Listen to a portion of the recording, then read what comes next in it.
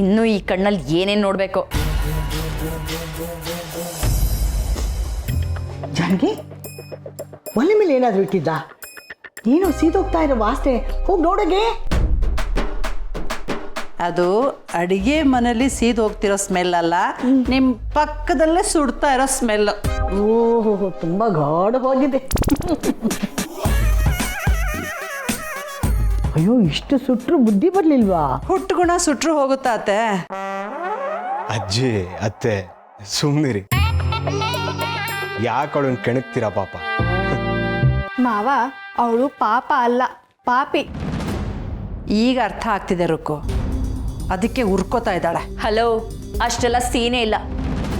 ಒಂದ್ಸಲ ಬೇಡ ಅಂತ ನಿರ್ಧಾರ ಮಾಡಿದ್ಮೇಲೆ ಮುಗ್ದು ಹೋಯ್ತು. ಅದ್ರ ಬಗ್ಗೆ ಕೇರು ಮಾಡಲ್ಲ. ಕಳ್ಕೊಂಡ್ಮೇಲೆ ಆ ವಸ್ತು ಬೆಲೆ ಗೊತ್ತಾಗೋದು. ಮಾವ, ಇಂಥವಳು ಇದ್ಲು ಅನ್ನೋದನ್ನೇ ಮರ್ತ್ಬಿಡಿ. ಆಗ ಸರಿನೂ ಹೋಗುತ್ತೆ, ಬುದ್ಧಿನೂ ಬರುತ್ತೆ.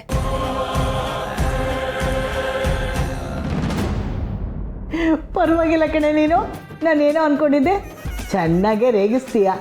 ಮತ್ತೆ ನಮ್ಮ ಮಾವನ್ಗೆ ಅಯ್ಯೋ ಅನ್ಸಿದ್ರೆ ಬಿಟ್ಬಿಡ್ತೀನಾ?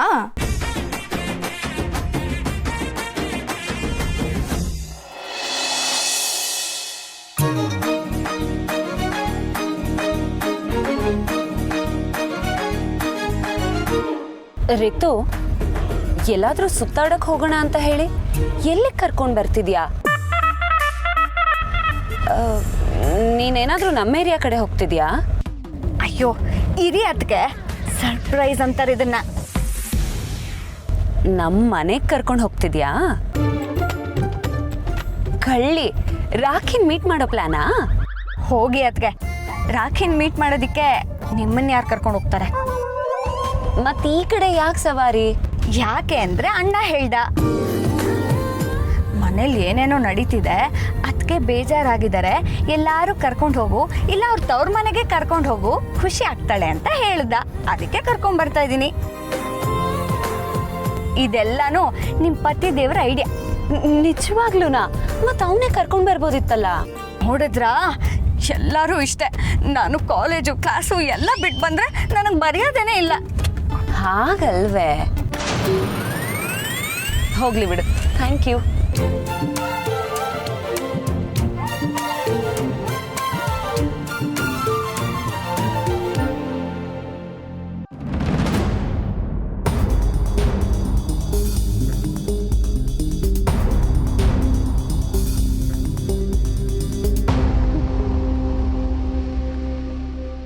ಅದಕ್ಕೆ ಇದೇನಿದು ಹಗ್ಗ ಎಲ್ಲ ಕಟ್ಟಿದ್ದಾರೆ?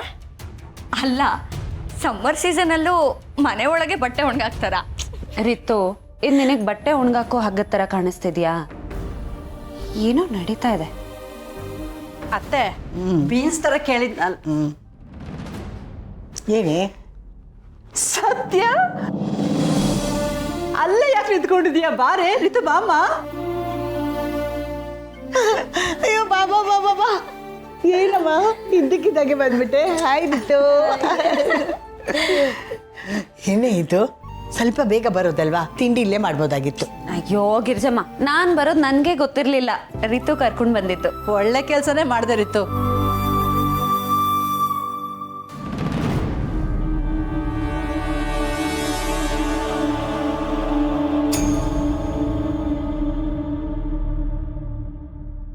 ಸತ್ಯ ಅವರೇ, ಹೇಗಿದ್ದೀರಾ? ನಾನ್ ಚೆನ್ನಾಗಿದ್ದೀನಿ, ನೀವ್ ಹೇಗಿದ್ದೀರಾ? ಹಾ, ನಾನು ಚೆನ್ನಾಗಿದ್ದೀನಿ. ಸರಿ, ನೀವಿಬ್ರು ಕೂತಿರಿ, ಕಾಫಿ ತಗೊಂಡ್ಬಂದ್ಬಿಡ್ತೀನಿ. ಅಮ್ಮ, ಏನಿದು ಮನೆ ಒಳಗೆ ಹಗ್ಗ ಕಟ್ಟಿದ್ದೀರಾ? ನಿಮ್ಮನ್ನೇ ಕೇಳ್ತಾ ಇರೋದು, ಹಗ್ಗ ಯಾಕೆ ಕಟ್ಟಿದ್ದೀರಾ? ಅಪ್ಪನ ಫೋಟೋ ಯಾಕೆ ಈ ಕಡೆ ಬಂದಿದೆ? ಆ ಕಡೆ ಇತ್ತು ತಾನೆ? ಸತ್ಯ ಅವರೇ, ಮೊದಲು ಕಾಫಿ ಕುಡಿದಿ, ಆಮೇಲೆ ನಿಧಾನಕ್ಕೆ ಮಾತಾಡಿದ್ರೆ ಆಯ್ತು. ಇಲ್ಲ ಬಾವ, ನನಗೀಗ್ಲೇ ವಿಷಯ ಗೊತ್ತಾಗ್ಬೇಕು. ಯಾರಾದ್ರೂ ಹೇಳ್ತಿರೋ ಇಲ್ವೋ? ಹೇಳ್ತೀನಿ ಸತ್ಯ. ನಿನಗೆ ಈ ಮನೇಲಿ ಜಾಗ ಇಲ್ಲ. ಇದು ನಮ್ಮಪ್ಪನ ಮನೆ, ನಿಮ್ಮಪ್ಪನ ಮನೆ ಅಲ್ಲ. ಇದರಲ್ಲಿ ನನಗೂ ಹಕ್ಕಿದೆ, ನಂದು ಪಾಲಿದೆ.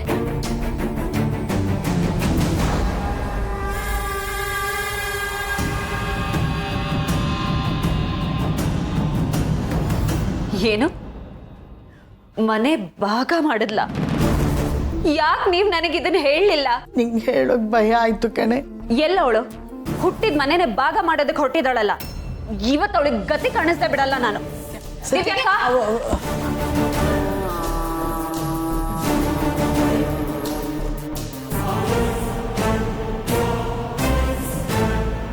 ದಿವ್ಯಕ್ಕ, ದಿವ್ಯಕ್ಕ, ಎಲ್ಲಮ್ಮ ಅವಳು? ದಿವ್ಯಕ್ಕ, ಅಮ್ಮ ಎಲ್ಲೇ? ಅವಳು ಮನೇಲಿಲ್ಲ ಕಣೆ, ದಯವಿಟ್ಟು ಸಮಾಧಾನ ಮಾಡ್ಕೊ. ಸರಿ, ಈಗಲೇ ಅವಳಿಗೆ ಫೋನ್ ಮಾಡಿ.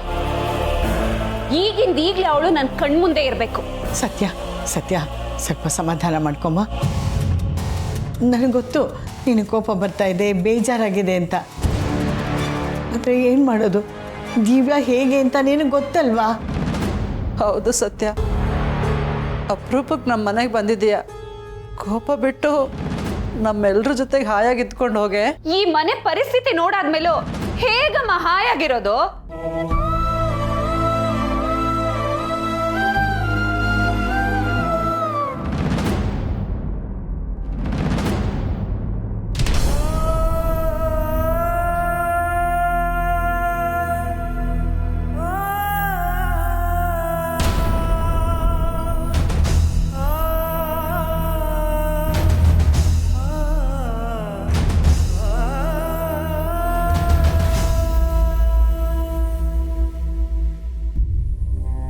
ನೋಡಿದ್ಯಪ್ಪ, ನಿನ್ ದೊಡ್ಡ ಮಗಳು ಮನೆನ ಭಾಗ ಮಾಡಿದ್ಲಂತೆ. ಇದಕ್ಕೆನಾ ನೀನ್ ಕಷ್ಟಪಟ್ಟು ಈ ಮನೇನ ಕಟ್ಟಿದ್ದು? ಭಾಗ ಮಾಡ್ಲಿ ಅಂತನ ನಾನು ಓದನ್ ಬಿಟ್ಟು ಸ್ಪ್ಯಾನರ್ ಹಿಡ್ದಿದ್ದು. ನನ್ನ ಆಸೆ ಕನ್ಸನ್ನೆಲ್ಲ ನುಚ್ಚನೂರು ಮಾಡ್ಬಿಟ್ಲಪ್ಪ. ಪುಟ್ಟಿ, ಸಮಾಧಾನ ಮಾಡ್ಕೊಳೆ. ಏನ್ ಮಾಡೋಕ್ಕಾಗತ್ತೆ ಹೇಳು? ವಿಷದ ಹಾವನ್ ಸಾಕ್ಬಿಟ್ಟಿದ್ದೀವಿ, ಅನುಭವಿಸ್ಲೇಬೇಕಲ್ಲ. ಹೌದು ಅತ್ಗೆ, ಸಮಾಧಾನ ಮಾಡ್ಕೊಳ್ಳಿ ಪ್ಲೀಸ್. ನಮ್ಮನೆ ಒಡೆದು 2 ಭಾಗ ಆಗಿದೆ ಅನ್ನೋದನ್ನ ನನಗೆ ಅರ್ಗಿಸ್ಕೊಳ್ಳೋದಕ್ಕೆ ಆಗ್ತಿಲ್ಲ ರೀತು. ಯಾರಿಗೂ ಇಂಥ ಪರಿಸ್ಥಿತಿ ಬರಬಾರ್ದು. ಇನ್ನು ಅದೇನೇನು ಅವಾಂತರಗಳನ್ನ ಮಾಡಿದಾಳೋ, ಇವ್ರು ನಾನು ಕೋಪ ಮಾಡ್ಕೋತೀನಿ ಅಂತ ಎಲ್ಲಾನು ಮುಚ್ಚಿಟ್ಟಿದ್ದಾರೆ. ಇಲ್ಲ ಕಣೆ, ನಾವೇನೋ ಬೇಕು ಅಂತ ಮುಚ್ಚಿಟ್ಟಿದ್ದಲ್ಲ. ಜಾನಕಿ, ಆ ವಿಷಯನೂ ಹೇಳ್ಬಿಡೆ.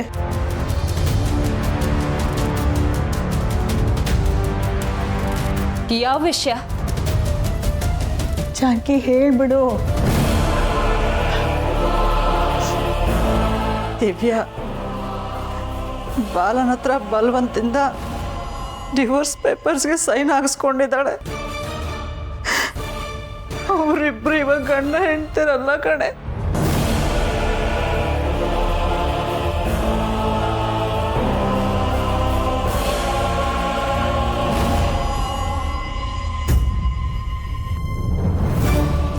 ಸತ್ಯ, ನಿನಗೆ ನಿನ್ನ ಗಂಡನ ಮನೇಲಿ 1000 ಇರುತ್ತೆ. ಅದಕ್ಕೆ ಈ ವಿಷಯ ನಿನಗೆ ಹೇಳೋದು ಬೇಡ ಅಂತ ಸುಮ್ಮನಾಗ್ಬಿಟ್ವಿ ಕಣೆ. ಇಷ್ಟೇನಾ ಅಥವಾ ಇನ್ನೂ ಏನಾದ್ರೂ ಇದೆಯಾ? ನಿಮ್ಮನ್ನೇ ಕೇಳ್ತಾ ಇರೋದು, ಇನ್ನೂ ಏನಾದ್ರೂ ಇದೆಯಾ? ಅದು ಸತ್ಯ. ನಾವು ಆ ಮಾತನ್ನು ಹೇಳಬಾರ್ದು. ಆದರೆ ಇಷ್ಟಕ್ಕೆಲ್ಲ ಕಾರಣ ಆ ಸುಪ್ರೀತ್ ಅನ್ನೋ ಹುಡುಗನೇ ಕಣೆ. ಅಜ್ಜಿ ಸಾಕು ಬಿಡಿ. ಸತ್ಯ ಅವರೇ, ಅವಳ ವಿಷಯ ನಿಮಗೆ ಗೊತ್ತಿದೆಯಲ್ಲ. ಅವಳನ್ನ ನಾವೇ ದಾರಿಗೆ ತರ್ತೀವಿ, ನೀವು ತಲೆ ಕೆಡಿಸ್ಕೋಬೇಡಿ. ಅವಳಿಂದಾಗಿ ನಮ್ಮ ನೆಮ್ಮದಿ ಹಾಳಾಗಿದ್ದು ಸಾಕು. ನೀವು ನಿಮ್ಮ ಮನಸ್ಸನ್ನು ಹಾಳು ಮಾಡ್ಕೋಬೇಡಿ.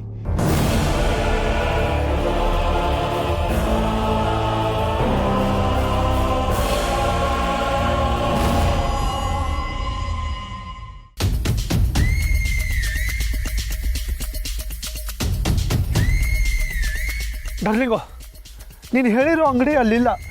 ಹೌದಾ? ಹೋಗ್ಲಿ ಬಿಡು. ಹಾಗಿದ್ರೆ ಮನೆಗೆ ಹೋಗೋಣವಾ? ಅಷ್ಟಕ್ಕೂ ಮನೆಯಲ್ಲಿ ಯಾರೂ ಇಲ್ಲ. ಸತ್ಯ ಮತ್ತೆ ರಿತು ಆಚೆ ಹೋಗಿದ್ದಾರೆ. ಅತ್ತೆ ಮಾವ ಚಿಕ್ಕತ್ತೆ ಯಾರೂ ಇಲ್ಲ. ವಾಟ್? ಸತ್ಯ ರಿತು ಆಚೆ ಹೋಗಿದಾರಾ? ಎಲ್ಲಿಗೆ? ಅಯ್ಯೋ, ನನಗೇನು ಹೇಳ್ಬಿಟ್ಟು ಹೋಗ್ತಾರೆ ಡಾರ್ಲಿಂಗ್ ಅವರು. ನಾನು ರಿತು ಮತ್ತೆ ಕಾರ್ತಿಕ್ ಮಾತಾಡ್ತಿರೋದನ್ನ ಕಂದು ಕೇಳಿಸ್ಕೊಂಡೆ ಡಾರ್ಲಿಂಗು. ಕಾರ್ತಿಕ್ ರಿತು ಹತ್ರ ಹೇಳ್ತಾ ಇದ್ದ, ಸತ್ಯನ ಅವ್ರ ತವ್ರ ಮನೆಗೆ ಕರ್ಕೊಂಡೋಗು, ಅವ್ರ ಮನಸ್ಸಿಗೆ ನೆಮ್ಮದಿ ಆಗುತ್ತೆ ಅಂತ. ಅದಕ್ಕೆ ಇವಳು ಕರ್ಕೊಂಡು ಹೋದ್ಲಾ? ಓ,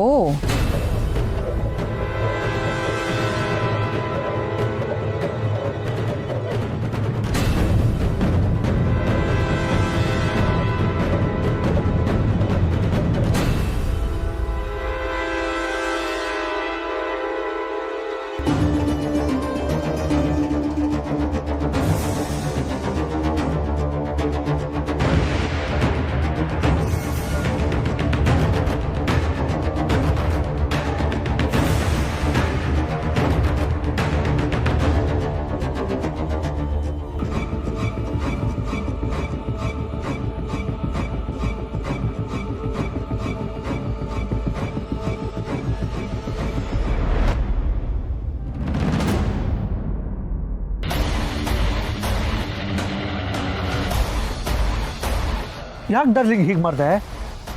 ಯಾಕೆ ಹೀಗೆ ಮಾಡಿದ್ನಾ? ಆ ಸತ್ಯ ನನಗೆ ಚಾಲೆಂಜ್ ಮಾಡ್ತಾಳಲ್ವಾ? ಈಗ ಅವಳು ಹೇಗೆ ಪೊಲೀಸ್ ಆಗ್ತಾಳೋ ನಾನು ನೋಡ್ತೀನಿ.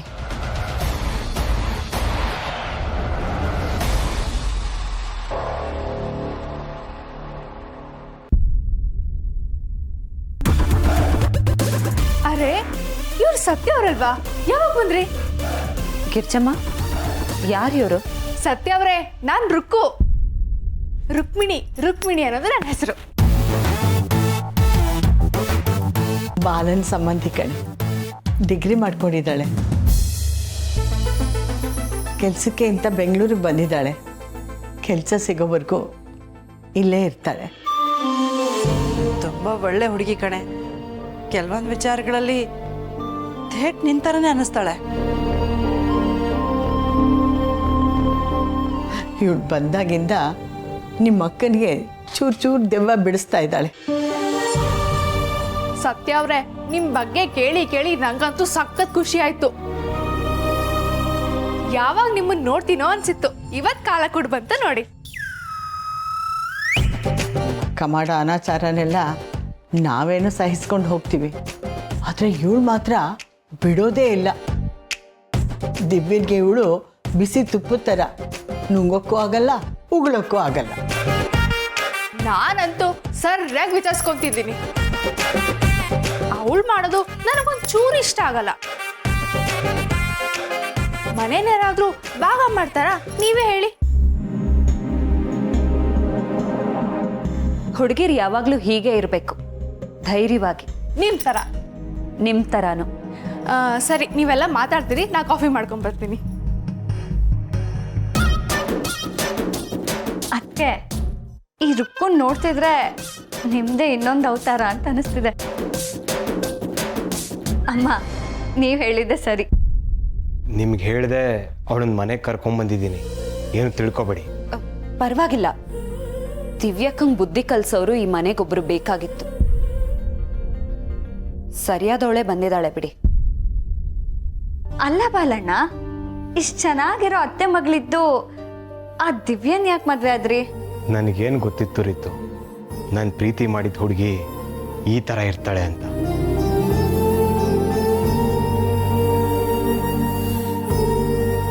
ಯೋಚನೆ ಮಾಡಬೇಡಿ ಬಾವ, ಎಲ್ಲ ಸರಿ ಹೋಗುತ್ತೆ. ದಿವ್ಯಕ್ಕನ್ಗೂ ಎಲ್ಲ ಅರ್ಥ ಆಗೋ ಕಾಲ ಬಂದೇ ಬರುತ್ತೆ.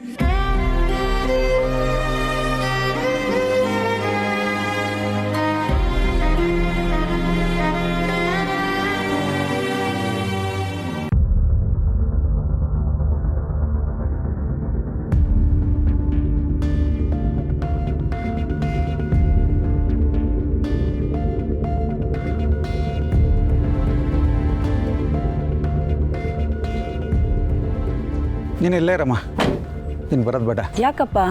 ನಾನು ಬರ್ತೀನಿ. ಹೇಳಿದ್ನಲ್ಲಮ್ಮ ಬರೋದು ಬೇಡ ಅಂತ, ಇಲ್ಲೇ ಇರು. ಅಲ್ಲ ಮಗ, ಸತ್ಯ ಬಂದವಳೆ ಅಂತ ನಿಂಗೆ ಯಾರು ಹೇಳಿತು? ಇನ್ಯಾರು ಹೇಳ್ತಾರೋ? ಅವನೇ ಇವಾಗ ಮುಂಚಿನ ಥರ ಅಲ್ಲಮ್ಮ, ಆ ಕೋಟೆ ಮನೇಲಿ ನಮ್ಮ ರಾಕಿದೊಂದು ಟವರೇ ಇದೆ. ಓ, ರಾಖಿ ಹೇಳಿದ್ನಾ? ಹಾಗಿದ್ರೆ ರಾಖಿಗೆ ರೀತು ಹೇಳಿರ್ತಾಳೆ. ಅಯ್ಯ ನಿನ್ನ, ಇಷ್ಟೊತ್ತು ನಾನು ಹೇಳಿದ್ದು ಅದನ್ನೇ ಅಲ್ವಾ? ಏ ಹುಡುಗರ ಬನ್ರ ಇಲ್ಲಿ. ಇವ್ನ್ಯಾರು ಕೋಟ್ ಹಾಕೊಂಡು ನಮ್ಮೆರೆಗೆ ಬಂದ್ಬಿಟ್ಟು ನಮಗೆ ಚೋಕ್ ಕೊಡ್ತಾವ? ನೋಡೋಣ ಬಾ. ಏನು ಸರ್? ಇಲ್ಲಿ ಸತ್ಯ ಅಂತ ಇದ್ದಾರಲ್ಲ, ಅವ್ರು ಎಲ್ಲಿರ್ತಾರೆ? ಅವ್ರ ಮನೆ ಯಾವುದು ಅಂತ ಗೊತ್ತಾ? ಈ ಲಾಯರಿಗೆ ಸತ್ಯ ಏನು ಕೆಲಸ? ಇರಲಿ ಸರ್, ಯಾಕೆ ಅಂತ ಕೇಳ್ಬೋದಾ? ಅದು ಅವ್ರ ಹತ್ರನೇ ಮಾತಾಡಬೇಕು. ಮನೆ ತೋರಿಸಿ ಸಾಕು.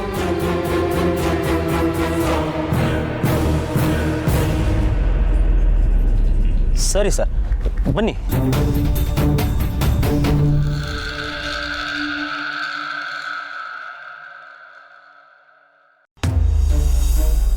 ಸತ್ಯ,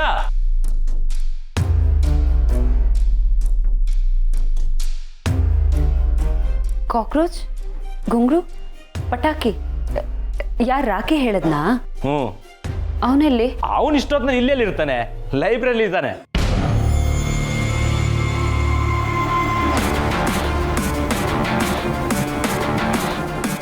ಇವ್ರು ಯಾರು? ಸತ್ಯ, ಇವರು ಲಾಯರು. ನೀನು ನೋಡಬೇಕು ಅಂತ ನಿಮ್ಮನೇನೆ ಹುಡುಕ್ತಾ ಇದ್ರು, ನಮಗೆ ಸಿಕ್ಕಿದ್ರು, ಅದಕ್ಕೆ ಕರ್ಕೊಂಡ್ಬಂದ್ವಿ. ನನ್ನ ಹತ್ರನಾ? ಬನ್ನಿ ಸರ್, ಕೂತ್ಕೊಳ್ಳಿ ಸರ್. ನನ್ನ ಹತ್ರ ಏನು ಮಾತಾಡೋದಿತ್ತು? ಸತ್ಯ ಅಂದರೆ ನೀವೇನಾ? ಹೌದು, ನಾನೇ.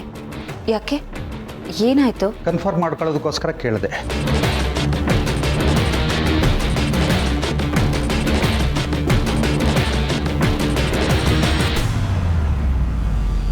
ತೊಳಿ.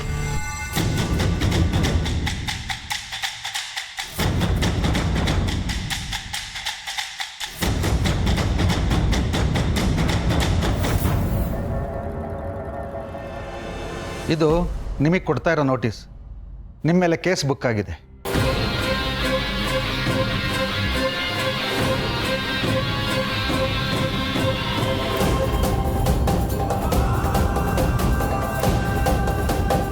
ಏನು ಸರ್ ನೋಟಿಸು? ನಮಗೊಂದು ಅರ್ಥ ಆಗ್ತಾ ಇಲ್ಲ. ಏನು ಸತ್ಯ ಇದು? ಅಲ್ಲ ಸರ್, ನಾನು ಏನು ಮಾಡಿದ್ದೀನಿ ಅಂತ ನನ್ನ ಮೇಲೆ ಯಾರಾದರೂ ಕೇಸ್ ಹಾಕ್ತಾರೆ. ನಾನೇನು ತಪ್ಪು ಮಾಡಿದ್ದೀನಿ? ನೋಡಿ ಸತ್ಯ ಅವರೇ, ನೀವೀಗಾಗಲೇ ಪೊಲೀಸ್ ಆಫೀಸರ್ ಮಗನಿಗೆ ಹೊಡೆದಿದ್ದೀರಾ. ನಿಮ್ಮಂಥವ್ರು ಪೊಲೀಸ್ ಇಲಾಖೆಗೆ ಸೇರಿದ್ರೆ ಸಾರ್ವಜನಿಕರನ್ನ ಹೇಗೆ ನಡೆಸ್ಕೊತೀರೋ ಅನ್ನೋ ಕಾರಣಕ್ಕೆ ಸಾರ್ವಜನಿಕ ಹಿತಾಸಕ್ತಿ ಆಧಾರದ ಮೇಲೆ ಕೇಸ್ ಫೈಲ್ ಆಗಿದೆ. ಅಯ್ಯೋ ಅಲ್ಲ ಸರ್, ಇದರಲ್ಲಿ ಅದಕ್ಕೇನು ತಪ್ಪಿಲ್ವಲ್ಲ? ಹೌದು, ಮೀಡಿಯಾದವರೇ ಸತ್ಯಕ್ಕನ್ನ ಹೊಗಳಿದ್ದಾರೆ. ಇದ್ಯಾವ್ದಿದು ಹೊಸ ಕೇಸು? ಸರ್, ನೀವೇನೋ ತಪ್ಪು ತಿಳ್ಕೊಂಡಿದ್ದೀರಾ ಅನ್ಸುತ್ತೆ. ಸರಿಯಾಗಿ ತಿಳ್ಕೊಂಡು ಮಾತಾಡಿ. ನಾನು ಲಾಯರ್ ಕಣಪ್ಪ, ಇದೇ ನನ್ನ ಪ್ರೊಫೆಷನ್ನು. ತಪ್ಪು ತಿಳ್ಕೊಳ್ಳೋ ಚಾನ್ಸೇ ಇಲ್ಲ.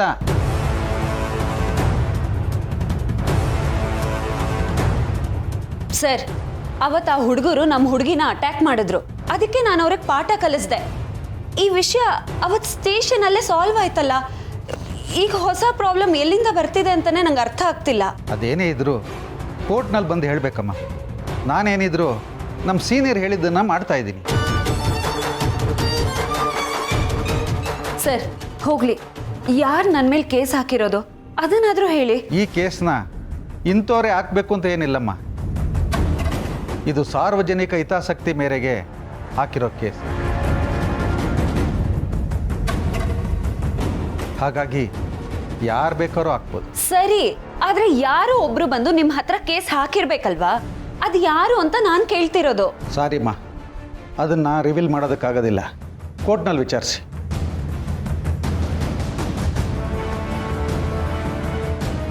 ಆಮೇಲೆ ಇನ್ನೊಂದು ವಿಚಾರ, ಈ ಕೇಸ್ ಮುಗಿದು ಇದರಲ್ಲಿ ನಿಮ್ಮದು ತಪ್ಪಿದೆಯೋ ಇಲ್ವೋ ಅನ್ನೋದು ನಿರ್ಧಾರ ಆಗೋವರೆಗೂ ನೀವು ಪೊಲೀಸ್ ಟ್ರೈನಿಂಗಿಗೆ ಹೋಗೋ ಹಾಗಿಲ್ಲ.